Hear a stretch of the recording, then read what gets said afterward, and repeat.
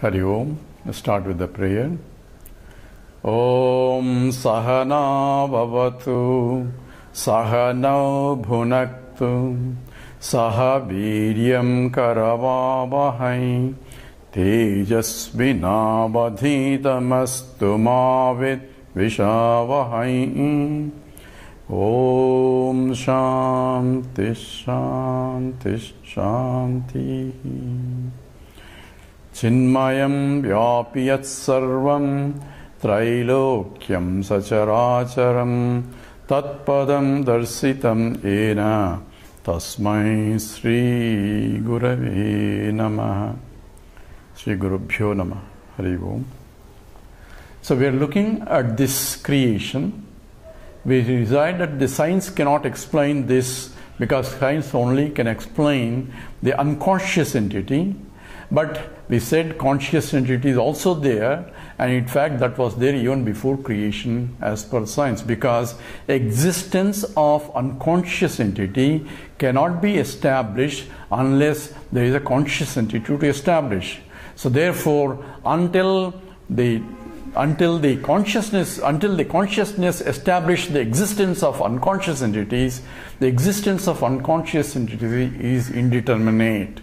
This has to be understood clearly. Now, we'll start with, from the point of the Vedanta, it starts as what was there before creation, was question posed. And Vedanta addresses in several different ways, but all points out what was there before creation is, it is existent, which is Sat, and consciousness, which is Chit, and it is limitless. Ananda Swarupam. So what was there is Satchid Ananda, and that is essential nature of Brahman. So in the Chandogya, the creation is explained as Sadeva Soumya Idamagramasi Dekameva Advitiyam. Starts with the teacher Uddalaka, teaches the son Swetaketu, says, my dear, says Soumya, says what was there before creation? Sat Eva. So existence alone was there before creation. So what was the nature of existence? He will explain that it is of the nature of consciousness also. So what was the nature of existence? It is that which is one without a second. So existence was there before creation. So we will analyze this a little bit because the words are used. But what was the nature of Sat? Sat is Ekam Eva Advitiyam. Three words are used. It is Ekam means one, alone means alone, Advitiyam means non-dual. So meaning for all the three words are the same. But why scripture uses three words? Shankara explains that this is, it negates three types of differences. It is Sajati, Vijati, Swagata Beda Rahitam. That means it has no differences of any kind. So there is Sajati, Vijati, Swagata Vedas. So what is Sajati, Vijati? Jati means a phylum in science, in English language or in science, we say it is of the same type. So all chairs are one jati. Chair is a vyakti, one individual, and jati is all chairs that are groups of all considered can be put as they are all chairs which are different from table or different from desk. So therefore chairs are one jati, tables are different from chairs, therefore they are different jati. So sajati means there has to be many of the same type, includes a sajati. So there is no sajati Veda, means that there are no different Brahmans of the same type for me to distinguish one Brahman from another Brahman, or one Sat from another Sat. Sat is pure existence and it cannot be undifferentiated, therefore there is no sajati Vedas. That means it's only one. There is no Vijati Veda. Vijata means tables are different from chairs, are different from desks, are different from plants, are different from animals. These are different jatis, and there is no Vijatis in the Brahman because Sat is one type and you cannot have bringing anything else, because if there is anything else other than Sat, it can only be Asat. Asat means non-existence. So now the other things cannot exist. Therefore, it is Sat alone was there. So implication is there is no Vijati also. Swagata Vedas means internal differences. If there is a chair, so there is a differences internally. That means table in the chair, the legs are different, the seat is different, the support is different. So each one is different, yet total is one chair. So there are internal divisions. It can be divided, and those divisions or parts are different. So it is parted, and that which can be parted is what is called Swagata Vedas. So there are no being infinite, Sat is being infinite. You cannot have parts inside the infinite because it is infinite. Only finites can have parts. Therefore, it has no Swagata Vedas. Whereas we have to remember that other acharyas like Bhagavan Ramana interprets the same Swagata acharyas. Brahman has Swagata Vedas because total Brahman is one, and in that he has the jivas and the jagat as a part of his total body. They're called angas. So there's the anga angi bhava for him, but from the point of Advaita, infinite cannot have any parts, and logically also infinite cannot have parts. Therefore it is sajati vijati swagata bedarayitam. Therefore it is sadeva somya idamagramasit ekam eva advitiyam. Scripture uses specifically to differentiate that there are no parts in that. So what was there before creation? Says existence alone was there. Sir, if existence, you say before is a concept of time. So was time there before creation then? Says no. This is only teaching for a student in order for him, because he has a concept of time in his mind. He asks what was there before creation.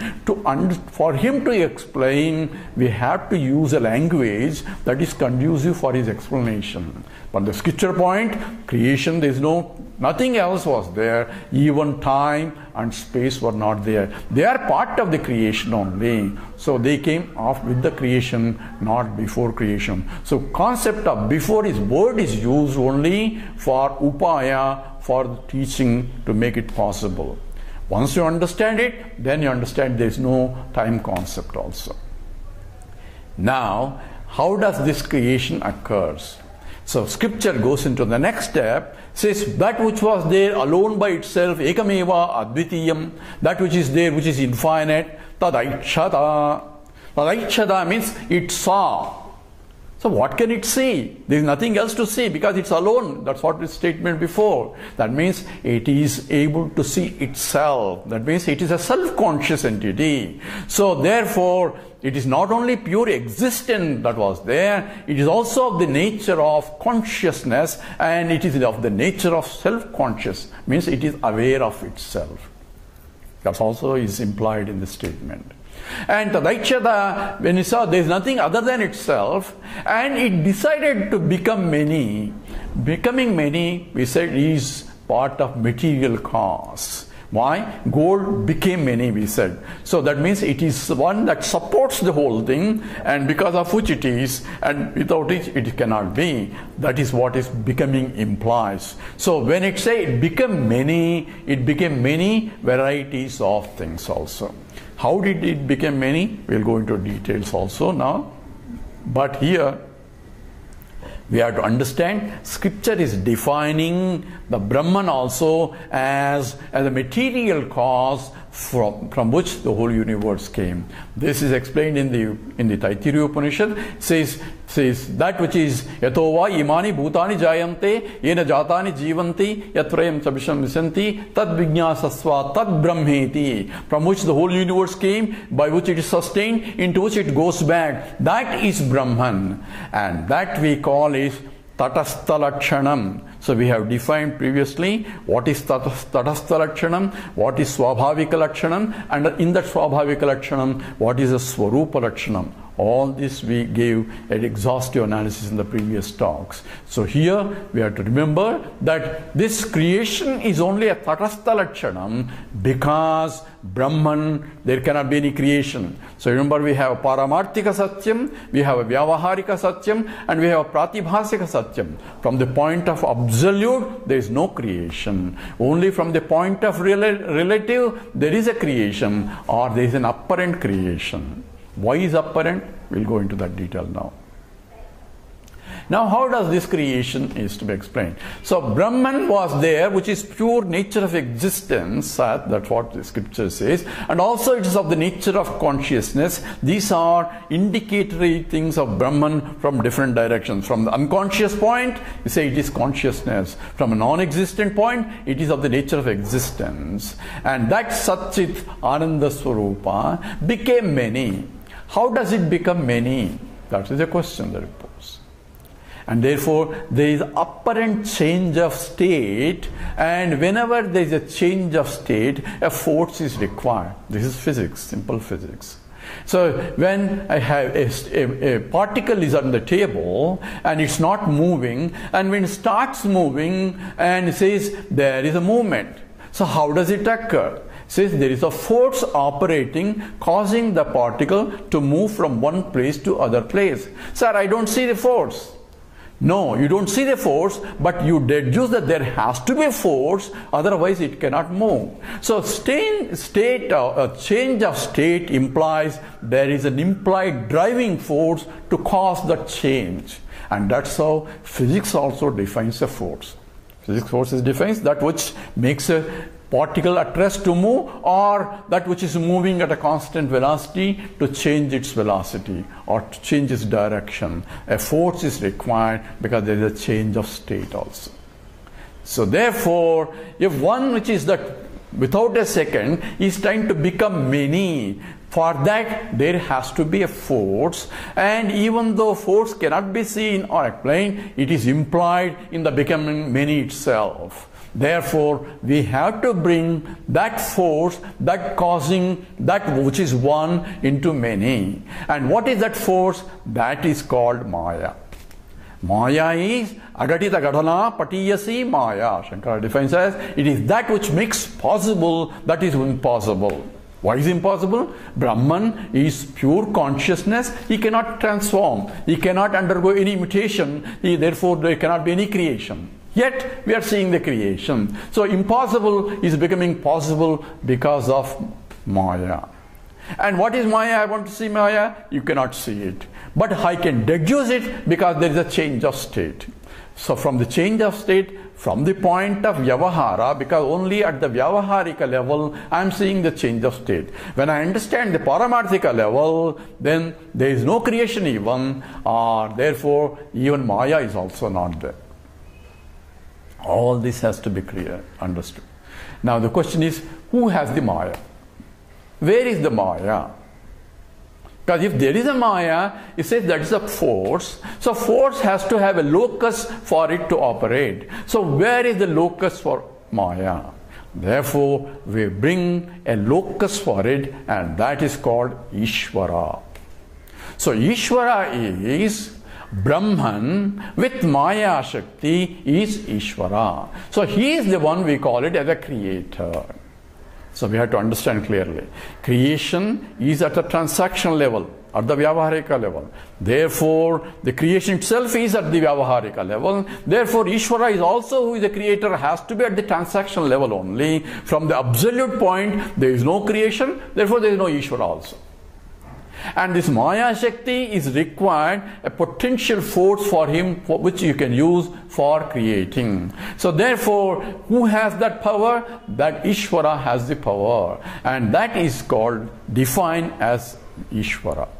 So who is Ishwara? Brahman with Maya Shakti is Ishwara. Because he is a creative power. So, Maya Adhyakshena Prakritihi Suyate Sacharacharam. But Krishna says, this is the Bhagavad Gita, under my Adhyaksha, under my guidance, under my presidentship, Suyate Sacharacharam. What? Prakriti Suyate. This Prakriti projects the whole universe. And what is the Prakriti? Mayanta Prakritim Vidyat. In the Sveteswara Upanishad, it says Maya is same as Prakriti. So now we have introduced so many words. We have Brahman, absolute.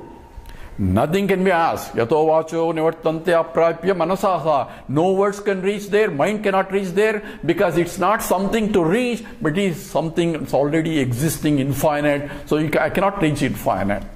Because I can only reach some finite. If I'm here, I can go there. I can reach something with a finite space-wise or time-wise. But that which is infinite cannot be reached either by mind or by speech. I cannot describe it, and therefore it cannot be described. It cannot be expressed also. Avyaktam. Maya is a force, and that force also I cannot explain properly, because it is a force inherent with the Ishwara, and using that force there is a change in the state of he himself becoming many. So this all that has to be created. So why does he want to become many? Because he has a force to become, he has a potential to become. So some Darshanikas explain it is his Leela Vibhuti, it is the glory of the Lord to become many. Why does gold wants to become in many ornaments? It is the Leela of the gold itself. It is the Swabhavam. That's what the Gaudapada says in the Mandukya Karika. It is its nature to express itself. Why? Because I used to have a cat, we used to call it as a lollipop, and when I was sitting there, when there's a ball, she was playing around. So it turns this place and then catches in this place. So why I ask her, why are you playing? It says meow. I understood it is Maya. Because it's an inherent with any life form to play. So God can play, why not? So the whole expression is explained at the transactional level, because I am seeing the creation. It is nothing but Vibhuti of the Lord Himself. That is the Leela Vibhuti. And there is the Divya Vibhuti, which is higher than that. So according to the Purusha Sukta, this is only one padam, 1/4 of it, and there is a 3/4 beyond. So all this is Maya is only a part of Brahman only, not complete also. Also this is also accounted, particularly in the Panchadashi. Exhaustive analysis is done by Vidyaranya Swami, that we are taking in a series of talks in the other texts. Now we look at the question of Maya, Ishwara. Now then we go to the next level. How does the creation started? So creation started according to our scriptures, because if you look at the Hindu mythological stories, there are 80 theories of creation. Why 80 theories? The answer is each theory depends upon who is asking the question and the teacher addresses to that question. Implication of it is there is no really real theory, because there is no real creation. But yet, to satisfy the intellect, there is a creation has been explained according to our Vedanta. It says, how does the creation start? It says Atmana Akasha Sambhutaha, Akashat Vayuhu, Vayu Agnihi, Agni Apaha, Abja Prithvi, Prithivya Voshadayaha, Voshadibhyonnam, Annat Purushaha. So Taittiriya Upanishad is going to take exhaustively from all the way from Atma. So Tatsmatma Etasmat Atmana Akasha Sambhutaha. Atma is Satchidananda Swarupam. From that, Akasha is born. So first one is born according to this is Akasha. So we have Akasha, Vayuhu, Agnihi, Apaha, Prithvi. These are 5 elements. As you see, it is subtler to grosser and grosser to grossest is the way of creation. The subtlest is Akasha, then Vayuhu, then Agnihi, Apaha, Prithvi. And this is how from Akasha Vayuhu, from Vayuhu Agnihi, Agnihi Apaha water, and water Prithvi, the grossest, which is earth also. Let's look at this a little carefully. Akasha means space, and there is no time specified here. Before creation there is a time implied, but we already addressed that's only for teaching. But actually the creation is not, there is no beginning or end, because it's a continuous cycle that will come back.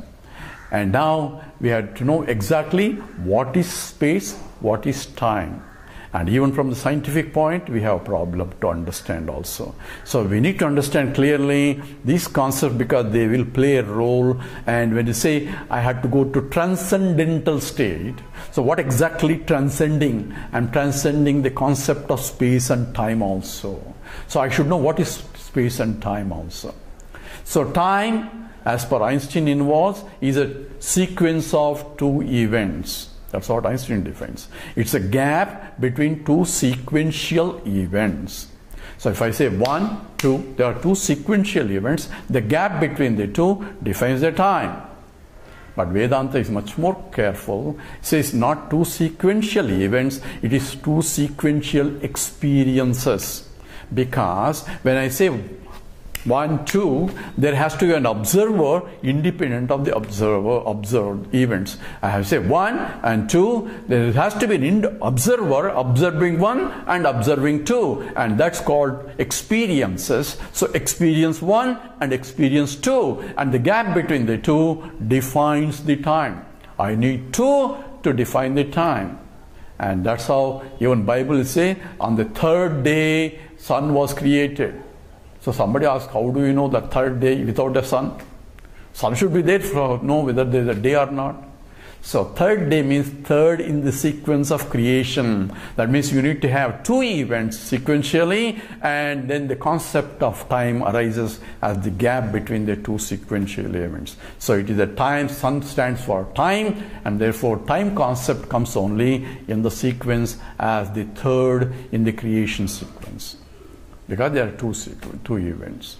And space also we have to understand a little bit, and we'll go into a little bit more exhaustive, because this we need to understand clearly when we talk about three states of our experience: waking state, dream state, and a deep sleep state.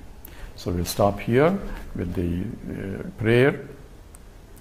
Om Purnamada Purnamidam Purnat Purnamudachyate Purnasya Purnamadaya Purnameva Vasishyate.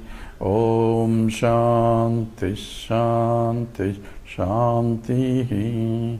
Harihi Om. Sri Gurubhyo Namaha. Harihi Om.